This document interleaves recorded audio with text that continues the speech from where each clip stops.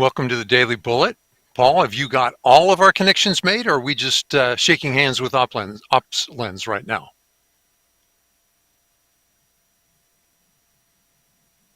Okay, welcome to the Daily Bullet for July 26th, 2022. As you can tell, I'm Rob Morse, not Paul Lathrop.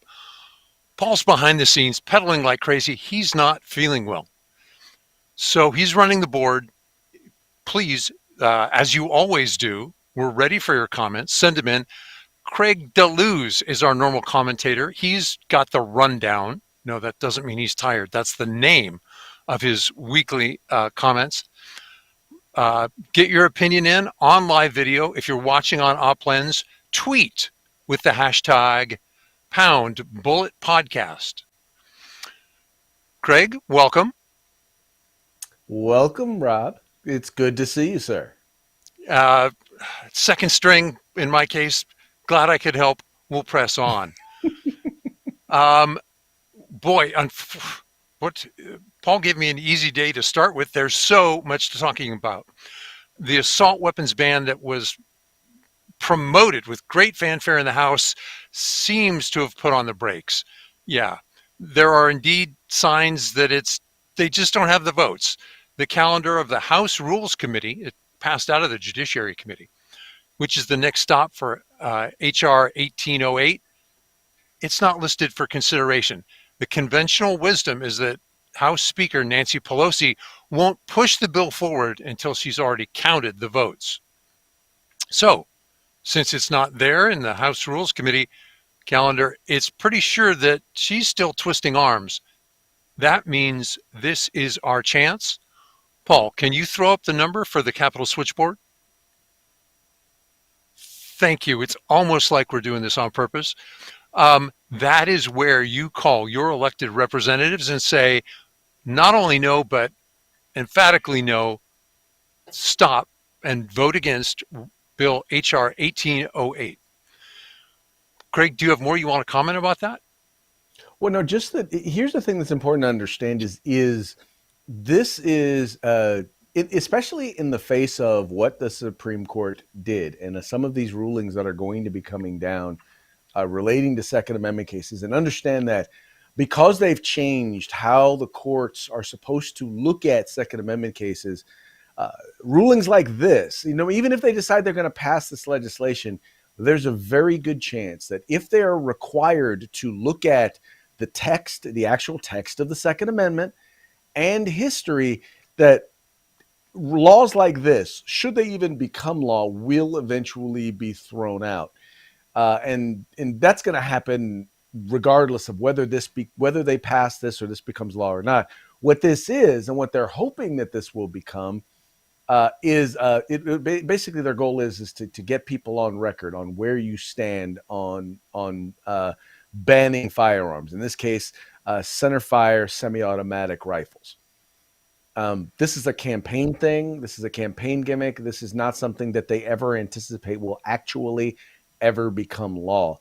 But taking a step back, if you had a chance to watch the hearing on this bill, it was a complete it was a textbook example of disinformation passed off as information, pretending as though they were facts. Well, and I'm so glad you brought that up, because you deal in the news. You are the news. You cover firearms news every day. And you do a much better job of it than the New York Times, the LA Times, the San Francisco Chronicle, the Boston Globe, all the magazines, all the networks. You actually care about the facts. So is that a fault or a feature? Are they depending on essentially the mainstream media arm of the Democratic Party carrying the lies for them? Well, they are, because the number of people there, I think you and I both know there are people out there who oppose us on these issues, who are normally rational people, who are not unintellectual people. But when you dig beneath the very surface and you find out what they actually know about firearms technology, and firearms law, and how they intersect, you come to find out that they've got a lot of wrong information. And when you dig through to find out where they're getting that information, it's coming from it's coming from the media, and the media is doing nothing but parroting whatever the anti-gun community tells them. I was recently speaking to the National Publishers Association, which is a African American national Associated Press, and they put out a story about a gun story about black deaths, black deaths of African Americans and firearms and all of that. And I literally went through the report, the report that they reported on point by point to show exactly how they and by the show exactly how wrong they were and how they were actually perpetrating misinformation. For example, Wow. they brought up they said that the number of people of African Americans who had died from gun violence was like something like 7,400 in 2019. But when you go to the FBI's database, which is where they said they got the information, that number was twice. I mean, it was more than the total number of people who died from non-suicide gun violence in the entire country. We're talking black, white, whatever. It was more than double the number of African Americans who had died. And so just that little point right there was just one example of the misinformation and or in some cases disinformation. I say mis or dis. Misinformation is just wrong information. Disinformation is people who are intentionally putting out information in order to mislead people. And there are many on the left or many on the anti-gun community who simply believe whatever the mainstream media feeds them. We could do a whole half hour on that, but not this day, Yes. because there's so much more we want to cover. Pennsylvania, I have to say, at least has the potential to get it right here. This is near my heart. School employees with a license to carry a firearm would be permitted to carry a weapon at work under legislation introduced by a state senator and Republican gubernatorial hopeful. His name's Doug Mastriano. The bill was written after the police failed to protect the students in Uvalde, Texas. From the legislation and from Mastriano, quote, mass murderers are often attracted to soft targets where victims are unarmed, close quote. This is next to your heart too, Craig, because you've been on a school board. I've been on a school board for almost 18 years, and I will tell you, they look for soft targets. And when you say a soft target, it's not just places where they believe no one is armed. It's where they know no one is armed. And they know because the law has made it such that they cannot possess a firearm. Their goal, keep in mind, is to harm/kill as many victims as they can before they meet resistance. They know that eventually they will meet resistance because law enforcement is eventually going to show up. But as we all know, law enforcement is often minutes away when seconds matter. And that's not to fault them, that Uvalde being a whole different story. But the fact is that the reason why you see the response time, or why shootings are much more likely, these incidents are much more likely to end faster when there's a concealed carry permit holder there, is because they're already there. They don't have to go from another place in order to get there on the scene and then start to engage. In most cases, so if you're a teacher and you're there at the school and something happens at the school, you're already there. And by the very nature that you've gone out and you've gotten a permit, you've done the training, you've done the additional background checks that are required to do that, you've demonstrated a willingness to put yourself between an attacker and students. Now, there may be cases where, like with these officers in Uvalde, where they don't, they don't step up to the plate. But here's the deal: I would rather have one more person, two more people, five more people there, and roll the dice that one or more of them are going to step up and engage, than to simply wait on law enforcement and hope that they get there in enough time in order to end the carnage. And I think this just makes sense. It is amazing to me when I hear people say, well, but what if a teacher gets mad and they shoot a student? And I'm like, okay, so up until fairly recently, teachers with concealed carry permits in most states have been able to carry on campus. Have you ever heard of an incident of any of those concealed carry permit holders shooting a student because they got mad at them? No, it's never happened.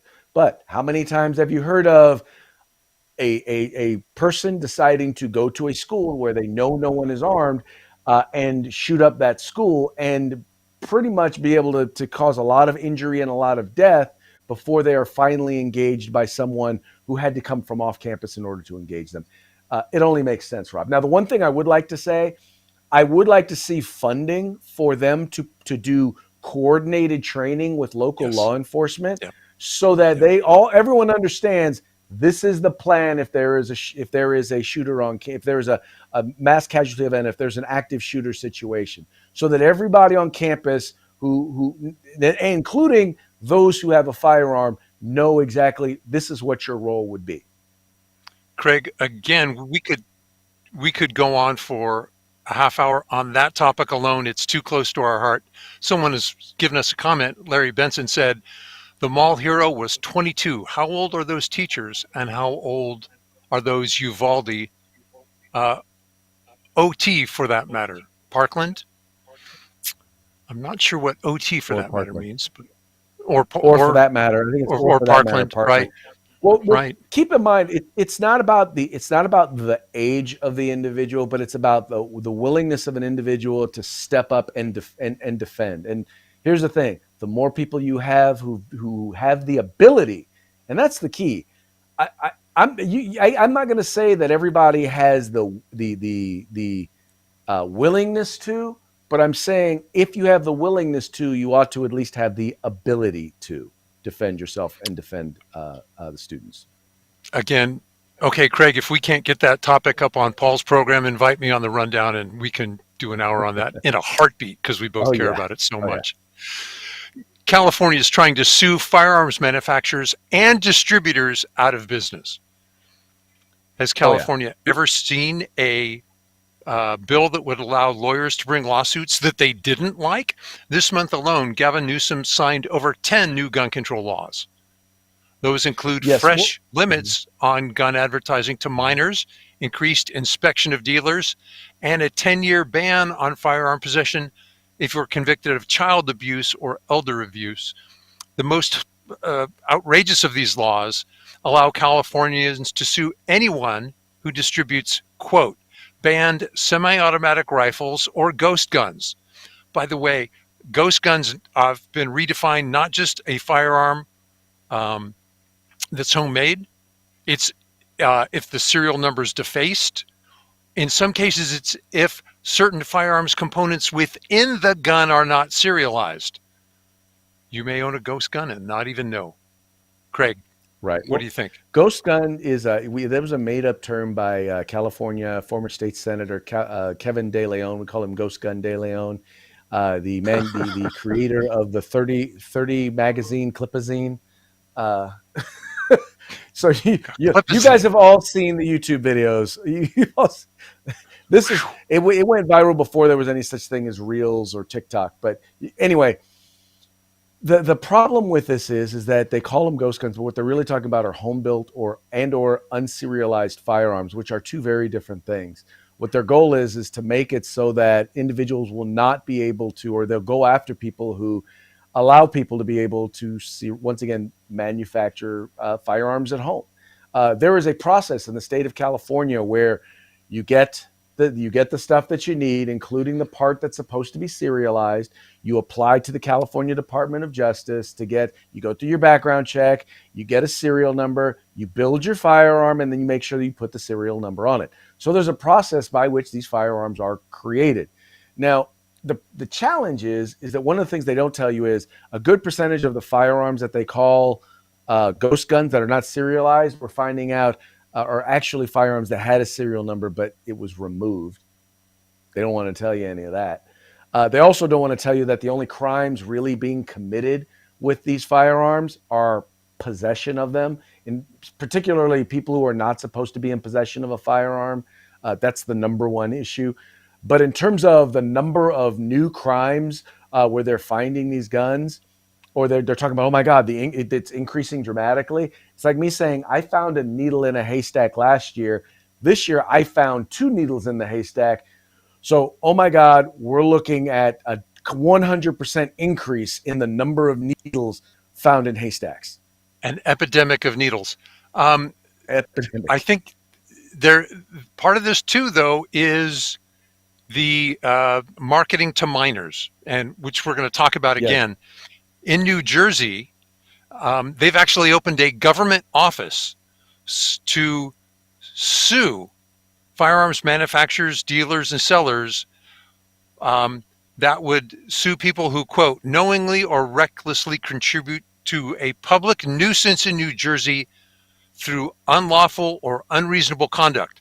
So if you can show that, oh, your firearm was advertised in a gun mag, that was placed on a shelf, that advertisement was on a magazine on a shelf, and children could see it, you contributed to juvenile delinquency. And when that kid grows up to be a gangbanger, now you can sue a firearms manufacturer, and in New Jersey, maybe win.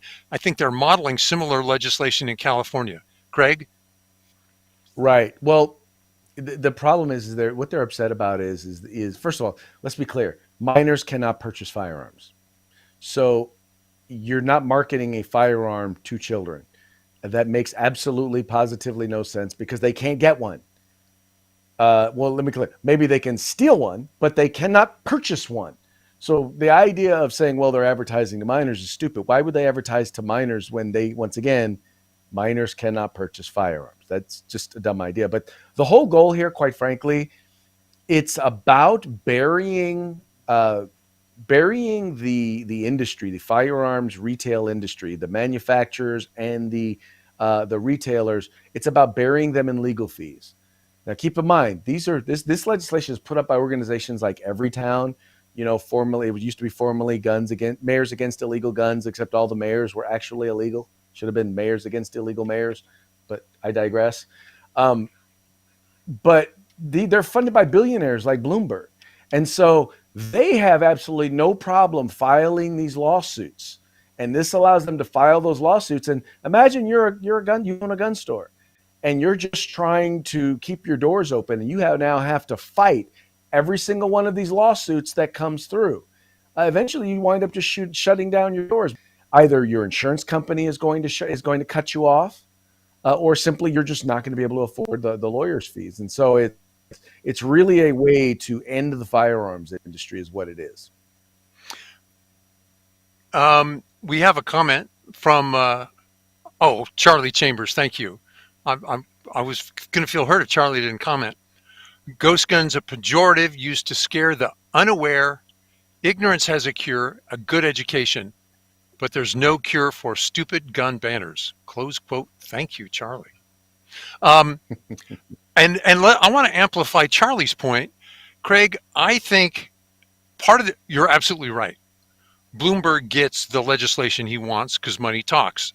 It's always a campaign season somewhere.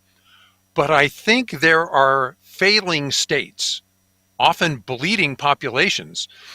Literally, the more people are leaving than entering those states, and they need somebody to blame for their failure. Guns, I think, are a convenient scapegoat, and the uninformed will say it. Oh yeah, if it weren't for the guns, there'd be more people moving to New Jersey. What do you think? Am I barking up the wrong tree? No, I mean they have to try and dig in where they can, and it's for example, and it's the same thing can be said on for a number of other issues. Like people seem to think that, well, gosh, if we allow free and open abortions, people will move back to companies will move back to California. Like that has nothing to do with why companies are there, right? Absolutely nothing. These gun laws have absolutely nothing to do with why people. Because here's the thing: in the major urban centers in these states, is where the majority of violence involving firearms is taking place. If it weren't for rural California, California would have the highest rate of gun violence in the country. When you factor in Stockton, California, Oakland, California, San Francisco, California, and Los Angeles, California, just those cities alone, there have been dramatic increases in violence involving firearms. They think that they can get away with it by saying, well, luckily they have like Reading and other cities like that, other small cities, other smaller areas, rural areas where you know people actually believe in the right to keep and bear arms, and oh, by the way, aren't going around shooting people. Well, let's amplify that point, Craig. Violence is localized into failed cities. People join Yes. gangs when there is no legal way to excel. Larry Benson chimes in with a comment. How to Lie with Statistics. Daryl Huff, 1956. Um, was that actually a book? Uh, I my learned point, a long time ago. You've heard the saying. There's lies, there's damn lies, and then there's statistics. right. Well, okay, I'll quote the statistics that I like and persuade me, maybe because I'm easily persuaded. 50% of our firearm murders will occur in 2% of our counties. Violence is localized. It's not a general phenomenon. Most of us are successful. We're law Mhm. abiding. Guns aren't the problem. Well, I'll tell you, and I'll take it even further. And I've heard this from you've heard these groups that are starting these projects where they're actually paying potential violent or formerly violent gang members to actually intercede and to basically they're saying paying them to keep from committing crime. But Okay. in those programs, as they advance them, what they've recognized and what they've noted is this: law enforcement has said, we know who's committing these crimes. We know where the crimes are coming out of, but we can't target those communities. We can't target those places. We can't target those individuals. So it's a very even in those areas, the number of people who are committing the violent crimes are a very small percentage of people, and that's why when we had laws in California, starting in the early '90s, that actually locked people up. You had mandatory minimums. You had 3 strikes. When you started locking up the habitual criminals, property crime, violent crime, and crime involving firearms all went down year after year after year for 20 years. And nothing changed until you started to have the smart on crime politicians start decriminalizing crime and putting those violent criminals back out on the streets. Tell you what, you want to pass a law? How about we pass a law that will remove any sort of strict or qualified immunity from politicians who pass laws that release violent criminals out on the street and make victims out of people. How about we pass that law? I'm going to go on to our next story right after we look at these comments. From Facebook again, Charlie Chambers, bury manufacturers in legal fees under government tax dollars, not coming from banner politicians. Okay. Okay, second comment. And most violent criminals are repeat criminals, actually from gun websites. True that. Um, what will you get arrested about 1 out of 20 times? Your first crime is probably not of well. Most people who commit an aggravated, not aggregated. Oh my gosh! This is Coca-Cola. I swear that's what I'm drinking. We were talking about bourbon earlier. It's not yet. Who commit aggravated assault are one and done. They got drunk. They threw a Right. fist at a friend. They got arrested. That was their big violent crime. But no, the serious guys who are repeat criminals, you're right. They're in it for life. Mhm. More feedback in the 1990s. Even the Democrats were in favor of locking up criminals. Thank you, See, George Geller. the difference is, George, is that now the Democrats are the criminals. Oof. I do want to get to this. What? Okay, that's another hour that we have to talk about. This one in from Paul's boss, Alan Gottlieb. I respect Paul. I'm glad that he has a job. I'm going to make sure this story gets in. It's time for malls across the country to change their regulations and welcome firearms owners and take down their no gun signs in the aftermath of the Greenwood Park Mall shooting, in which a legally armed private citizen named Elijah Dickin was able to quickly take down the murderer, stopping the attack and preventing further bloodshed. It's now time for shopping malls to abandon their no firearms policies. Those policies have left other victims around the country disarmed or dead. Last year, the FBI noted 6 incidents in which armed citizens intervened in mass shooting, including 4 where the perpetrators were killed. Crime researcher John Lott looked back farther and found 60 incidents where armed citizens stopped mass murder. The FBI said were effective about 96% of the time, 15 out of the 16 times they found. For years, gun prohibitionists have argued in support of every new proposed gun regulation, saying, if it saves just one life, then isn't it worth it? So, yes, Well, and we know, yes, we take down know that those signs. individuals, yes, take down those Go. signs. Because here's the thing, believe it or not, the magical enchantment that is on these signs do not work. All right. Simply because you put What? them up and you go, no gun zone, oogity boogity, no gun zone, oogity boogity, leave your gun I in the thought car, oogity boogity. Yeah, this piece of it plastic works won't this stop a way. bullet? It works on many law abiding citizens, right? Who decide, Ah, I am not going to thwart the law. Here's who it doesn't work on. Here's who it's immune to: criminals. Criminals don't obey the law. That's why they're called criminals. Right? They're yeah. How does that they're the work? Say that lawless. again. Oh, criminals don't obey the law. That's why they're called criminals, All right. right? Jeez, that makes things Funny how so that much works, harder, huh? Craig. Oh, it was going to be so easy. I But thought we it just doesn't needed work. to pass another law. Well, exactly. But see, all these signs do is they dissuade law-abiding citizens. And you and I have heard multiple stories. Oh, there's a story of the lady. I forget where it was. I think it was in Kansas or Missouri, where she had a gun. She had a concealed carry permit. She left her gun in the car because she went into the restaurant to eat with her parents. And someone came in and robbed the place, shot the place up, and both of her parents wound up dying. And she could have done something had she not left her gun in the car, had she not followed the law. And so and by the way, just so you know, the young man, Elijah, I forget what his last name is. He was Dickens. in the mall that had a sign up that said he wasn't supposed to carry a gun, but yet he had his gun anyway. Now, mind you, in cases like this, in Indiana's law is consistent with this. What it simply means is that if you're carrying a gun and they tell you to leave, you have to leave, and then you are guilty of trespassing if you do not leave. But it gives them the right to ask you to leave.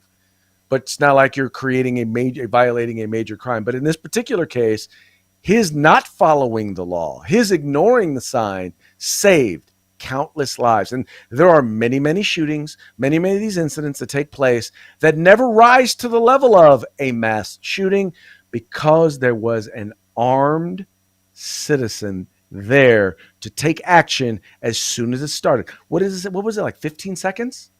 15 Yeah. seconds into it, he took this guy down. Now, I'm sorry. People are like, well, I mean, for me, this is the number one case of a good guy with a gun. I look at Uvalde and people are like, see, here were a bunch of good guys, trained officers with guns, and they didn't do anything. And all I tell them is, imagine if one of those teachers who had been confronted with him had had the ability or had a firearm with them. How many lives could have been saved? Right. And you're thinking of Susanna Gracia Hupp. That was at a Yes. Luby's cafeteria in Texas. Thank Yes. you, Google. I'm not really that smart. Craig, where can our listeners follow you? All right, so I got a number of different things that I do, but the main two-way stuff that I do is the rundown. It's Monday through Friday. It's 2 p.m. 2 p.m. Pacific, 5 p.m. Eastern. We talk about 2A news and conservative views, so we do it from a conservative perspective. I'm also back with the Firearms Policy Coalition doing Morning Coffee with Craig. You can find us there usually at 9 o'clock in the morning. Right now we're doing Tuesday, Thursdays, but we're hoping to be expanding that to 5 days a week. When you go there, check out the videos. And by the way, comment and say, hey, we really would like to see Coffee with Craig be 5 days a week. Hit them up. Your dreams can come true. You can get more. Craig DeLuz. I'm Rob Morse. I host the Self-Defense Gun Stories podcast. My blog is at slowfacts.wordpress.com. From there, my writing's picked up at Amaland, where I also write the weekly Armed Citizens column. Tomorrow, you will have Paul Lathrop back with you when his eyes are feeling better and he can stand to be in the light. Right now, he wants to be a vampire.